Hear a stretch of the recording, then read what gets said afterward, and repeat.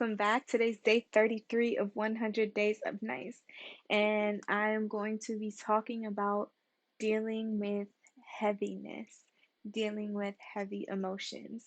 So, if that'll be helpful for you to explore through my perspective, then keep on watching. The nurturing self talk of the day is it is okay to feel what you feel. That was important for me to remember because I do have a tendency to have my Wonder Woman cape on and be like, yeah, I'm good. Everything is great over here, and be the strong one and be the one that has everything all together all the time. And so when I feel any undesirable emotion, I tend to try to just rush through it and get myself to the other side as fast as possible. So I needed to remind myself it is okay to feel what you feel. So I want to remind you of that too. There are very valid reasons for that. The integrity practice was allowing myself, because I was not doing so previously, um, allowing myself to really accept the emotional state that I was in and practice expressing it. So the ways in which I was expressing it was through singing. I was expressing it through expressive dance, and I was also expressing it through my writing, my journaling. I've mentioned journaling many times here. There's many exercises we can use. The exercises I was using before was more trying to get myself into a different emotional state. The one that I used during day 33 was really trying to explore the state that I was in, not really trying to change it, just letting it be and seeing what came to the surface and then just expressing it into words. The C is coming from a place of compassion. And what I wrote was, and receive it if it resonates with you. All that you feel is a perfectly valid response to all of this chaos. You have permission to just be, explore, and express in this state. The emotional intelligence was heaviness. I really, I that's a good word, heaviness. What I learned from this heaviness is that I need to spend more time expressing. So, what I mean by that, in any type of systems work, systems therapy, one of the foundational interventions is teaching the system or the parties of the system to validate and understand and establish that mutual understanding before we try to jump into problem solving, brainstorming, implementing solutions, because we often do that prematurely when there isn't that shared expression of understanding, because then we start acting on things that aren't even really getting at the core of what's needed. Or maybe the intervention really would be effective, but because the message was never received, welcomed, or validated to begin with, the person or the party is not able to shift or release itself and allow itself to flow because it's like, I haven't been heard yet, I haven't been seen yet, I haven't been acknowledged yet. And what I'm realizing is that that is what was happening. I was feeling undesirable, unwanted emotions. And I was very quickly trying to be like, okay, how do I transition myself to another state? How do I go somewhere else? And I was continuously doing that, and the heaviness remained. Of course, it's also because of environmental factors.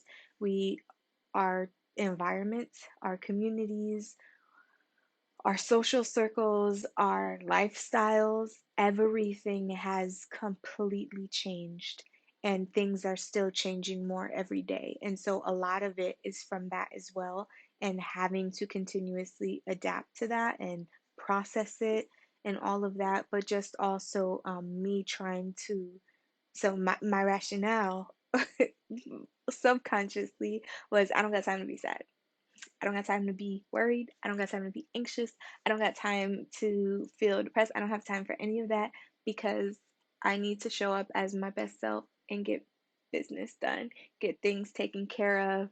I need to be who and fulfill my roles, like be who I need to be, fulfill my roles as a mother, as a therapist, as a coach, as a wife, as a friend, as a sister, as all of those things. So I don't have time to be sulking in this emotion. It's kind of subconsciously what I was, how I was responding.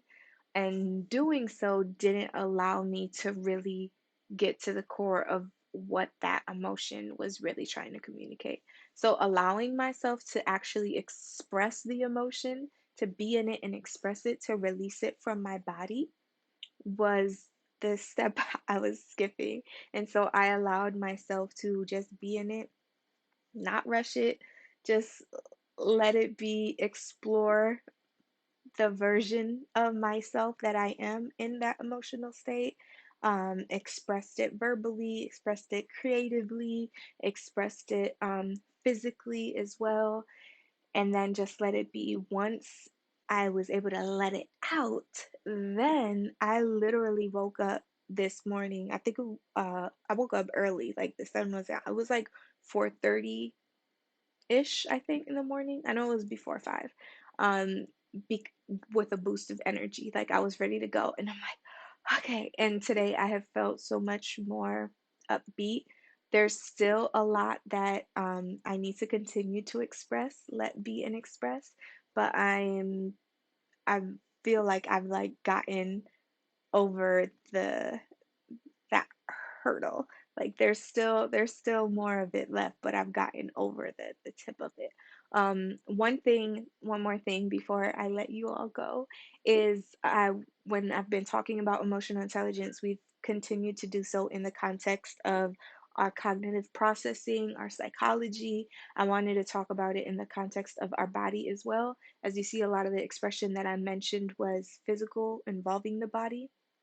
And it's also because I was feeling the emotion in my body as well. I've been feeling tightness in my throat, and not like sore throat, like, oh my gosh, I got coronavirus kind. Like the kind when you're like, feel like your voice is about to crack because you're on the verge of tears type of tightness in my throat. And just physically feeling that sensation in my face, like I'm about to cry. I don't actually end up crying, but just feeling like, okay, it's about to happen any moment now.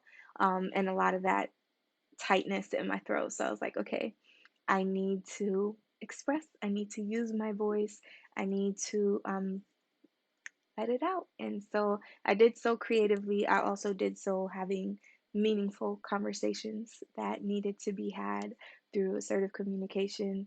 And I did so with my body as well. So all of that energy that my body was holding onto from the emotion was able to be processed physically as well and released.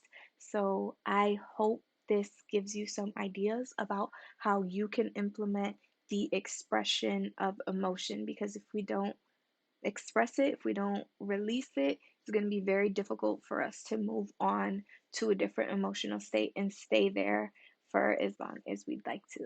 So I will see you all again soon. Bye.